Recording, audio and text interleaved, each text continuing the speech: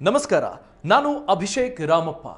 ನಮ್ಮ ಬಾಳಿನ ನಡೆಯಲ್ಲಿ ಹಲವು ತಪ್ಪುಗಳನ್ನು ನಾವು ಮಾಡ್ತೀವಿ. ಕೆಲ ತಪ್ಪುಗಳು ನಮ್ಮ ಜೀವನದ ಖುಷಿನ ಕಿತ್ಕೊಂಡು ಬಿಡುತ್ತೆ. ಶ್ರೀಮಂತರಾಗಬೇಕು ಅಂದ್ಕೊಂಡಿರ್ತೀವಿ, ನಾನು ಯಾವುದೋ ಕೋರ್ಸ್ ಮಾಡಬೇಕು, ಅಥವಾ ನಾನೊಂದು ಏನೋ ಒಂದು ಆರ್ಟಿಸ್ಟ್ ಬ್ಯಾಕ್ಗ್ರೌಂಡ್ ಇಂದ ಬಂದವನು, ನಾನು ಸ್ಟುಡಿಯೋ ಮಾಡಬೇಕು ಅಂದ್ಕೊಂಡಿರ್ತೀನಿ, ಅಥವಾ ನನ್ನ ಕ್ರಿಕೆಟ್ ಪ್ಯಾಷನ್ ಅನ್ನು ನಾನು ಮುಂದುವರಿಸಬೇಕು ಅಂತ ಅಂದ್ಕೊಂಡಿರ್ತೀನಿ. ಆದರೆ ಅವೆಲ್ಲವೂ ಆಗೋದಿಲ್ಲ. ಎಲ್ಲೋ ಒಂದು ಕಡೆ ದುಡಿಮೆಯ ರೇಸ್ನಲ್ಲಿ ಸಿಕ್ಕಾಕೊಂಡು ಬಿಡ್ತೀವಿ. ಉಳಿಸೋದಕ್ಕಾಗೋದಿಲ್ಲ, ಉಳಿಸಿದ್ರಲ್ಲಿ ಈ ಕನಸುಗಳನ್ನ ಹಾಗೆ ಜೀವನನ ಎರಡನ್ನೂ ಸರಿದೂಗಿಸೋದಕ್ಕಾಗೋದಿಲ್ಲ. ಆ ಥರ ತಪ್ಪುಗಳನ್ನ ನೀವು ಮಾಡದೆ ನಿಮ್ಮ ಜೀವನನ ಸರಿಯಾಗಿ ಮುಂದೂಡ್ಕೊಂಡು ಹೋಗಬಹುದು. ಹಾಗಾದ್ರೆ ನಾವು ಬಡವರಾಗೋದಕ್ಕೆ ಏನ್ ಕಾರಣ? ಅಂಥ ತಪ್ಪುಗಳು ನಾವೇನ್ ಮಾಡ್ಬಿಟ್ವಿ? ಯಾವ ತಪ್ಪುಗಳು ನಮ್ಮನ್ನ ಆಲ್ಮೋಸ್ಟ್ ಮುಂದೆ ಹೋಗೋದಕ್ಕೆ ಬಿಡದಂತೆ ಹಿಡ್ಕೊಂಡು ಬಿಟ್ಟಿವೆ? ಅಂಥ ತಪ್ಪುಗಳ ಬಗ್ಗೆ ನಾನು ಈ ವಿಡಿಯೋದಲ್ಲಿ ತಿಳಿಸ್ಕೊಡ್ತೀನಿ. ಈ ವಿಡಿಯೋನ ಕಂಪ್ಲೀಟ್ಲಿ ಗಮನಿಸಿ. ಇಲ್ಲಿರುವ 7 ಅಂಶಗಳು, 7 ಇಂಪಾರ್ಟೆಂಟ್ ತಪ್ಪುಗಳು ನೀವು ಯಾವುದೇ ಕಾರಣಕ್ಕೂ ಮಾಡಬಾರದು. ಒಂದು ವೇಳೆ ನೀವು ಆ ತಪ್ಪನ್ನ ಮಾಡ್ತಾ ಇದ್ರೆ ಸರಿ ಮಾಡ್ಕೊಳ್ಳಿ. ಇಲ್ಲಿವರೆಗೂ ಸಬ್ಸ್ಕ್ರೈಬ್ ಆಗಿಲ್ಲ ಅಂದ್ರೆ ಸಬ್ಸ್ಕ್ರೈಬ್ ಆಗಿ, ಫೇಸ್ಬುಕ್ನಲ್ಲೂ indianmoney.com ಅನ್ನ ಫಾಲೋ ಮಾಡಿ. ಹಾಗಾದ್ರೆ ವಿಚಾರಕ್ಕೆ ಬಂದ್ಬಿಡೋಣ. ಮೊದಲ ತಪ್ಪೇನು ಗೊತ್ತಾ? ನೀವು ಯಾವುದೋ ಒಂದು ಕೆಲಸಕ್ಕೆ ಮಾತ್ರ ಲಾಯಕ್ಕು ಅನ್ನೋ ತರ ಇದ್ರೆ ಆ ಗುಣನ ಹೇಗಾದ್ರೂ ಮಾಡಿ ನೀವು ಸರಿದೂಗಿಸಿಕೊಳ್ಳಿ. ಒಂದು ಅವಕಾಶ ಬಿಟ್ಬಿಟ್ರೆ ಬೇರೆ ಕಡೆ ನೀವು ಎಲ್ಲೂ ಕೆಲಸನೇ ಸಿಗದಂತಹ ಪರಿಸ್ಥಿತಿ ಇರುತ್ತೆ ಅನ್ನೋ ಥರದ್ರಲ್ಲಿ ನೀವು ಸಿಕ್ಕಾಕೊಳ್ಳೋದಕ್ಕೆ ಹೋಗಬೇಡಿ. ಅಟ್ಲೀಸ್ಟ್ ಮಲ್ಟಿ ಟ್ಯಾಲೆಂಟ್ ಅನ್ನ, ಸ್ಕಿಲ್ ಅಪ್ಗ್ರೇಡೇಷನ್ ಅನ್ನ ನೀವು ಮಾಡಿಕೊಳ್ಳಬೇಕಾಗಿ ಬರುತ್ತೆ. ಆ ಕಾರಣಕ್ಕೇನೆ ನೀವು ಯಾವುದೋ ಒಂದು ಕಂಪ್ನಿನಲ್ಲಿ ಒಂದು ಪ್ರೊಫೈಲ್ನಲ್ಲಿ ತುಂಬಾ ವರ್ಷಗಳು ಇದ್ದೀರಿ ಅನ್ನೋದಾದ್ರೆ ಆ ಪ್ರೊಫೈಲ್ನ ಡಿಮಾಂಡ್ ಏನು? ಬೇರೆ ಕಂಪನಿಗೆ ಹೋದ್ರೆ ಆ ಪ್ರೊಫೈಲ್ನಲ್ಲಿ ನನಗೆ ಕೆಲಸ ಸಿಗುತ್ತಾ, ಅಥವಾ ಅದು ಕ್ಲೋಸ್ ಆಗೋಯ್ತು ಅಂತ ಅಂದ್ಕೊಳ್ಳೋಣ, ಆಮೇಲೆ ಏನು? ಈಗ ಫಾರ್ ಎಕ್ಸಾಂಪಲ್, ನಾನೆಲ್ಲೋ ಒಂದು ಕಡೆ ಆರ್ಟಿಸ್ಟ್ ಆಗಿ ಕೆಲಸ ಮಾಡ್ತಿರ್ತೀನಿ, ಯಾವುದೋ ಸೀರಿಯಲ್ ಅಲ್ಲಿ ಕೆಲಸ ಮಾಡ್ತಿರ್ತೀನಿ. ಆ ಸೀರಿಯಲ್ ಮುಗಿತಪ್ಪ, ಬೇರೆ ಸೀರಿಯಲ್ ಅಲ್ಲಿ ಅವಕಾಶ ಸಿಗ್ಲಿಲ್ಲ ಅಂದ್ರೆ ನಾನೊಬ್ಬ ಡಿಸೈನರ್, ಆ ಕಂಪನಿ ಕ್ಲೋಸ್ ಆಯ್ತು. ನಿಮ್ಮ ಆ ಡಿಸೈನಿಂಗ್ ಡೊಮೈನ್ ಏನಿದೆ ಬೇರೆ ಕಡೆ ಡಿಮಾಂಡ್ ಇಲ್ಲ ಅಂದ್ರೆ ನೀವು ಆ ದುಡಿಮೆಯಿಂದ ದೂರ ಬಂದ್ಬಿಡ್ತೀರಿ. ಆ ತರ ಆಗಬಾರ್ದು. ನಿಮ್ಮ ದುಡಿಮೆಗೆ ಅವಕಾಶಗಳು ಹೆಚ್ಚು ಹೆಚ್ಚು ಇರುವಂತೆ ನೋಡ್ಕೊಳ್ಳಿ. ಯಾವುದೋ ಒಂದು ಫೀಲ್ಡ್ ನಲ್ಲಿ ನೀವು ಎಕ್ಸ್ಪರ್ಟೀಸ್ ಅನ್ನ ಪಡ್ಕೊಳ್ತಾ ಬೇರೆ ಬೇರೆ ಕೆಲಸಗಳನ್ನ ಮಲ್ಟಿ ಟಾಸ್ಕಿಂಗ್ ಮಾಡೋದನ್ನ ನೀವು ಎಬಿಲಿಟಿಯಾಗಿ ಮಾಡಿಕೊಳ್ಳಬೇಕು. ಒಂದು ವೇಳೆ ನೀವು ಹಾಗೆ ಮಾಡಿಲ್ಲ ಅನ್ನೋದಾದ್ರೆ ನಿಮ್ಮ ಬಡತನಕ್ಕೆ ಅದು ಒಂದು ಕಾರಣ. ಯಾಕೆ ಹೇಳಿ? ಒಂದೇ ಕೆಲಸಕ್ಕೆ ನೀವು ಸ್ಟಿಕ್ ಆನ್ ಆಗಿದ್ರಿ. ಎರಡನೆಯದು, ಆದಾಯ ಹೆಚ್ಚಳದ ಬಗ್ಗೆ ನೀವಿನ್ನೂ ಗಮನ ವಹಿಸಿಲ್ಲ ಅನ್ನೋದಾದ್ರೆ ಈ ತಪ್ಪು ನಿಮ್ಮನ್ನ ಎಲ್ಲೋ ಒಂದು ಕಡೆ ಕಡಿಮೆ ಸಂಬಳಕ್ಕೇನೆ ಸಿಕ್ಕಾಕೊಳ್ಳೋ ಹಾಗೆ ಮಾಡಿದೆ. ಈ ಆದಾಯ ಹೆಚ್ಚಳ ಯಾವಾಗುತ್ತೆ? ನೀವು ಔಟ್ಪುಟ್ ಅನ್ನ ಜಾಸ್ತಿ ಕೊಟ್ಟಾಗ. ಕಂಪನಿ ನಿಮಗಾಗಿ ಯಾಕೆ ಜಾಸ್ತಿ ಪೇ ಮಾಡುತ್ತೆ? ನೀವು ಕಂಪನಿಗೆ ಹೆಚ್ಚು ಲಾಭ ತಂದು ಕೊಟ್ಟಾಗ. ಆ ಥರದನ್ನ ನಾನು ಮಾಡ್ತಿಲ್ಲ, ಬರ್ತೀನಿ ಬೆಳಗ್ಗೆ ಪಂಚ್ ಮಾಡ್ತೀನಿ, ಆರಾಮ್ಸೆ 9 ಅವರ್ ಟೈಮ್ ಪಾಸ್ ಮಾಡ್ಕೊಂಡು ಹೋಗ್ಬಿಡ್ತೀನಿ ಅನ್ನೋ ಥರದಲ್ಲಿದ್ರೆ ನಿಮ್ಮ ಆದಾಯ ಹೆಚ್ಚಳ ಆಗೋದಿಲ್ಲ. ನೀವು ನಿಮ್ಮ ಶ್ರೀಮಂತಿಕೆಯ ಕನಸನ್ನ ನನಸು ಮಾಡ್ಕೊಳ್ಳೋದಕ್ಕಾಗೋದಿಲ್ಲ. ಆ ಕಾರಣಕ್ಕೆ ನೀವು ಮಾಡಬೇಕಾಗಿರೋದೇನಪ್ಪ ಅಂದ್ರೆ ನಿಮ್ಮಿಂದ ಹೆಚ್ಚು ಹೆಚ್ಚು ಪ್ರಾಡಕ್ಟಿವಿಟಿ ಕೊಡೋದಕ್ಕೆ ನಾನು ಯೋಗ್ಯ ಅನ್ನೋದನ್ನ ನೀವು ಪ್ರೂವ್ ಮಾಡ್ಕೊಳ್ಬೇಕು. ಆ ಥರ ನೀವು ಪ್ರೂವ್ ಮಾಡ್ಕೊಂಡಿದ್ದೆ ಆದ್ರೆ ಡೆಫಿನೆಟ್ಲಿ ಆದಾಯ ತನ್ನಿಂತಾನೇ ಬರುತ್ತೆ. ನೀವು ಅದನ್ನು ಕ್ರಾಸ್ ಚೆಕ್ ಮಾಡ್ಕೊಳ್ತಾ ಇರಬೇಕು. ಅನೇಕ ಸಂದರ್ಭಗಳಲ್ಲಿ ಬೇರೆ ಬೇರೆ ಕಾರಣಗಳಿಗೆ ನಿಮ್ಮ ಆದಾಯ ಹೆಚ್ಚಳ ಆಗ್ತಾ ಇರೋದಿಲ್ಲ. ಅಂಥ ಕಾರಣ ಏನು ಅನ್ನೋದನ್ನ ತಿಳ್ಕೊಳ್ಳಿ.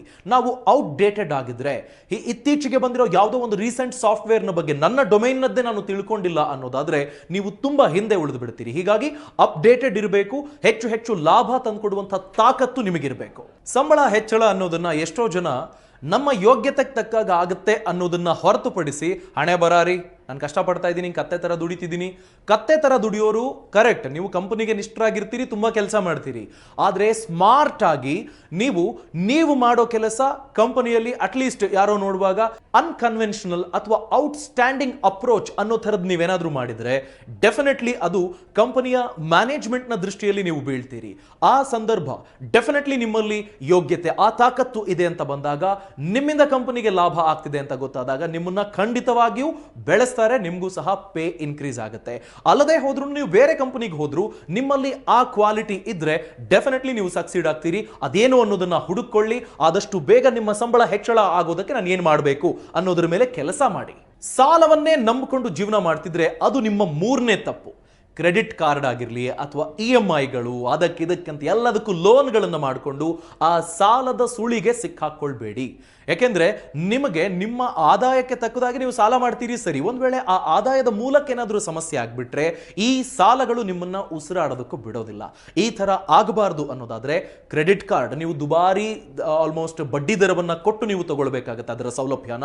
ಆ ಥರದನ್ನ ಆದಷ್ಟು ಅವಾಯ್ಡ್ ಮಾಡಿ. ಹಾಸಿಗೆ ಇದ್ದಷ್ಟು ಕಾಲು ಚಾಚಿ ಅಂತಾರಲ್ಲ ಹಾಗೆ, ಸುಮ್ಮನೆ ಕ್ರೆಡಿಟ್ ಕಾರ್ಡ್ ಇದೆ ಅನ್ನೋ ಕಾರಣಕ್ಕೆ ಸ್ವೈಪ್ ಮಾಡೋದನ್ನ ಬಿಟ್ಟು ನಿಮಗೆ ನಿಜವಾದ ಅಗತ್ಯ ಇದೆಯಾ ಅನ್ನೋದನ್ನು ಸಹ ತಿಳ್ಕೊಂಡು ನೀವು ಮುಂದುವರಿಬೇಕಾಗತ್ತೆ. ಅಂಡ್ ತುಂಬಾ ಇಂಪಾರ್ಟೆಂಟ್ ವಿಚಾರ, ಹೌಸಿಂಗ್ ಲೋನು, ಎಜುಕೇಶನ್ ಲೋನು ಆದ್ರೆ ಪರವಾಗಿಲ್ಲ. ಎಜುಕೇಶನ್ ಲೋನ್ ನಿಮಗೆ ಪ್ರೊಫೆಷನಲಿ ಮುಂದುವರಿಯೋದಕ್ಕೆ ಸಹಾಯ ಮಾಡುತ್ತೆ. ಹೌಸಿಂಗ್ ಲೋನ್ ನೀವು ಒಂದು ಆಸ್ತಿಯಾಗಿ ಒಂದು ವೇಳೆ ರೆಂಟಲ್ ಇನ್ಕಮ್ ನ ಬಗ್ಗೆ ನೀವು ಪ್ಲಾನ್ ಮಾಡ್ಕೊಂಡಿದ್ರೆ, ಆ ಕಮರ್ಷಿಯಲ್ ಬಿಲ್ಡಿಂಗ್ ಏನಾದರೂ ಆಗಿದ್ರೆ ನಿಮಗೆ ಅದರಿಂದ ಲಾಭ ಬರುತ್ತೆ. ಈ ತರದ ಇನ್ವೆಸ್ಟ್ಮೆಂಟ್ ಆದ್ರೆ ಓಕೆ, ಸುಮ್ಮನೆ ಸಾಲದ ಹೊರೆ ಹೊತ್ಕೊಳ್ಳೋ ತರ ಆದ್ರೆ ದಯವಿಟ್ಟು ಆ ಸಾಲಗಳನ್ನು ಮಾಡ್ಕೊಳ್ಳೋದಕ್ಕೆ ಹೋಗಬೇಡಿ. ಈ ಮೂರನೇ ತಪ್ಪು ನೀವು ಮಾಡ್ತಾ ಇದ್ರೆ ಆದಷ್ಟು ಬೇಗ ಅದನ್ನ ಕ್ಲಿಯರ್ ಮಾಡ್ಕೊಂಡು ಅದರಿಂದ ಆಚೆ ಬನ್ನಿ.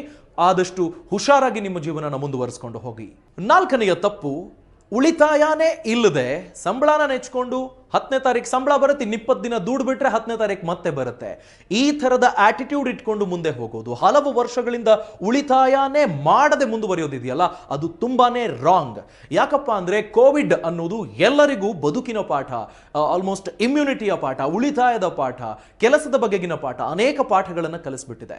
ಈ ಥರದ್ದು ಯಾವಾಗ ಏನಾಗುತ್ತೆ ಅಂತ ಯಾರಿಗೂ ಗೊತ್ತಾಗೋದಿಲ್ಲ. ಒಂದು ಸಣ್ಣ ಆಕ್ಸಿಡೆಂಟ್ ನಿಮ್ಮ ಜೀವನದ ಖುಷಿನ ಸ್ವಲ್ಪ ವರ್ಷಗಳಿಗಾದ್ರೂ ಕಿತ್ಕೊಂಡು ಬಿಡಬಹುದು. ಈ ತರ ಆಗಬಾರದು ಅಂದ್ರೆ ನೀವು ಏನೋ ಒಂದು ಆಕ್ಸಿಡೆಂಟೋ ಇನ್ನೊಂದೇನೋ ಆಗಬಾರದು ಆಗೋವರೆಗೂ ಕಾಯಬೇಡಿ. ಅದಕ್ಕೆ ಮುಂಚೆನೆ ಸೇಫ್ಟಿ ಪ್ರಿಕಾಷನ್ಸ್ ಅನ್ನು ತೆಗೆದುಕೊಳ್ಳಿ. ಹಲವು ವರ್ಷಗಳಿಂದ ನೀವೇನು ಉಳಿತಾಯನೇ ಮಾಡ್ತಾ ಬಂದಿಲ್ಲ ಅನ್ನೋದಾದ್ರೆ ಈಗಲೇ ಉಪಾಯ ಮಾಡಿ. ಅನ್ನೆಸೆಸರಿ ಖರ್ಚುಗಳನ್ನು ಕಡಿಮೆ ಮಾಡಿ, ಅಥವಾ ನೀವು ದುಡಿಯೋ ಮಾರ್ಗಗಳನ್ನು ಬೇರೆ ಬೇರೆ ಕಂಡುಕೊಂಡು ಹೇಗಾದ್ರೂ ಮಾಡಿ ಉಳಿತಾಯ ಮಾಡಿ. 5ನೆಯ ಪ್ರಮುಖ ತಪ್ಪು, ನೀವು ಸಮಯವನ್ನ ವ್ಯರ್ಥ ಮಾಡಿದ್ರೆ. ನೀವು ಸಮಯನ ಸಂಪತ್ತು ಅನ್ನೋ ರೀತಿಯಲ್ಲಿ ನೋಡಬೇಕು. ಟೈಮ್ ಇಸ್ ಈಕ್ವಲ್ ಟು ಮನಿ ಈಗಿನ ಸಂದರ್ಭದಲ್ಲಿ. ಹೀಗಾಗಿ ನೀವು ಹಲವು ವರ್ಷಗಳಿಂದ ಯಾವುದೋ ಒಂದು ಆಟಿಟ್ಯೂಡ್ ಅನ್ನು ಫಾಲೋ ಮಾಡ್ಕೊಂಡು ಬಂದಿರ್ತೀರಿ. ನಮ್ಮ ಮನೆ ಕಡೆ ವೆಲ್ ಸೆಟಲ್ಡ್, ನಾನೇನು ದುಡಿಬೇಕು ಅಂತಾನೆ ಇಲ್ಲ, ಸುಮ್ಮನೆ ಟೈಮ್ ಪಾಸಿಗೆ ದುಡಿತಿದ್ದೀನಿ. ಈ ತರ ಮಾಡಬೇಡಿ. ನಿಮಗೆ ಎಷ್ಟು ದಿನ ಶಕ್ತಿ ಇರುತ್ತೋ, ಆರಾಮಾಗಿ ದುಡಿಬಹುದು ಅಂತ ಅನಿಸುತ್ತೋ ಆಗ ಹೆಚ್ಚು ಉಳಿತಾಯ ಮಾಡಿ. ನಿಮಗೆ ಯಾವಾಗ ಬ್ರೇಕ್ ಬೇಕು ಅನ್ಸುತ್ತೆ ಆರಾಮ್ಸೆ ಬ್ರೇಕ್ ತಗೊಂಡು ನೀವು ಕಮ್ ಬ್ಯಾಕ್ ಮಾಡೋದಕ್ಕೆ ಬೇಕಾಗಿರುವಂತಹ ಒಂದು ಬಫರ್ ಝೋನ್ ಅನ್ನು ನೀವು ಮಾಡ್ಕೊಂಡಿರ್ತೀರಿ. ಒಂದು ಬ್ಯಾಕಪ್ ಅನ್ನೋದಿರುತ್ತೆ. ಆ ಕಾರಣಕ್ಕೆ ಪ್ಲಾನ್ ಮಾಡಿಕೊಂಡು ಟೈಮ್ ಇಸ್ ಈಕ್ವಲ್ ಟು ಮನಿ ಅಂತ ನಿಮ್ಮ ಜೀವನನ ದುಡ್ಕೊಂಡು ಹೋಗಿ. ನಿಮಗೆ ಯಾವಾಗ ಟೈಮ್ ಇರುತ್ತೋ ಆಗ ಅದನ್ನ ಹೇಗಾದ್ರೂ ಮಾಡಿ ಬಳಸ್ಕೊಂಡು ಸ್ವಲ್ಪ ಉಳಿತಾಯವನ್ನ ಹೆಚ್ಚೆಚ್ಚು ಮಾಡಿಕೊಂಡು ಸಾಧ್ಯವಾದ್ರೆ ಹೆಲ್ಪ್ ಮಾಡಿ, ಇನ್ವೆಸ್ಟ್ ಮಾಡಿ, ನಿಮ್ಮ ಫ್ಯೂಚರ್ ಸೆಕ್ಯೂರ್ ಮಾಡ್ಕೊಳ್ಳಿ. 6ನೆಯ ಪ್ರಮುಖ ತಪ್ಪು, ತಿಂಗಳ ಕೊನೆಯ ಚಟಪಟಿಕೆ ನೀವು ಈಗಲೂ ಅನುಭವಿಸ್ತಾ ಇದ್ದೀರಾ.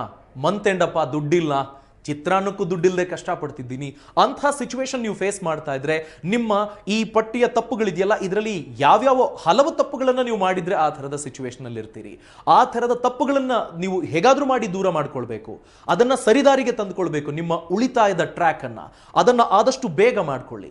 ತಿಂಗಳು ಕೊನೆ ಆದ್ರೆ ನನ್ನ ಹತ್ರ ದುಡ್ಡೇ ಇರಲ್ಲ ಅನ್ನೋ ತರ ಇದ್ರೆ ನೀವು ಆದಷ್ಟು ಬೇಗ ಇನ್ನೊಂದು ಇನ್ಕಮ್ ಸೋರ್ಸ್ ಅನ್ನು, ಇರುವ ಸಾಲಗಳನ್ನು ಕಡಿಮೆ ಮಾಡ್ಕೊಳ್ಳೋದು, ಯಾವ್ದಾದ್ರು ಹೊಸ ಕೋರ್ಸ್ ಅನ್ನ ಕಲ್ತ್ಕೊಂಡು ಹೇಗಾದ್ರೂ ಮನೆಯಲ್ಲೇ ಕೂತ್ಕೊಂಡು ಆನ್ಲೈನ್ ನಲ್ಲಾದ್ರೂ ಇನ್ನೇನೋ ಬಿಸ್ನೆಸ್ ಮಾಡೋದು, ಏನನ್ನಾದ್ರೂ ಒಂದನ್ನ ನೀವು ಮಾಡಿಕೊಳ್ಳಲೇಬೇಕಾಗತ್ತೆ. ಕೃಷಿ ಆದಾಯದಿಂದನೋ, ಊರಿಂದ ನೀವು ರೇಷನ್ ತರೋದ್ರಿಂದ ರೇಷನ್ ಖರ್ಚನ್ನು ಉಳಿಸ್ಕೊಳ್ಳೋದು, ಈ ತರ ಹಲವು ಮಾರ್ಗಗಳಿದೆ. ಹೇಗಾದ್ರೂ ಮಾಡಿ ಅದನ್ನ ಮಾಡಿ. ತಿಂಗಳ ಕೊನೆಗೆ ಸಿಕ್ಕಾಕೊಂಡು ಆ ಕಮಿಟ್ಮೆಂಟ್ಗಳಲ್ಲಿ ನಲುಗೋ ತರ ಮಾಡ್ಕೊಳ್ಬೇಡಿ.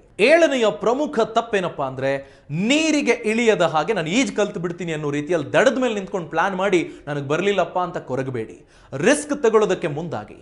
ನಿಮಗೆ ಯಾವಾಗ ದುಡಿಮೆಯ ಶಕ್ತಿ ಹೆಚ್ಚಿರುತ್ತೋ ಆಗಲೇ ಸ್ವಲ್ಪ ಸ್ಟಾಕ್ಸೋ, ಮ್ಯೂಚುವಲ್ ಫಂಡ್ಸೋ ಈ ಥರದ್ರ ಮೇಲೆ ನೀವು ಇನ್ವೆಸ್ಟ್ ಮಾಡೋದ್ರಿಂದ ಒಂದು ಕ್ಯಾಲ್ಕುಲೇಟೆಡ್ ರಿಸ್ಕ್ ಅನ್ನು ತಗೊಳ್ತೀರಿ.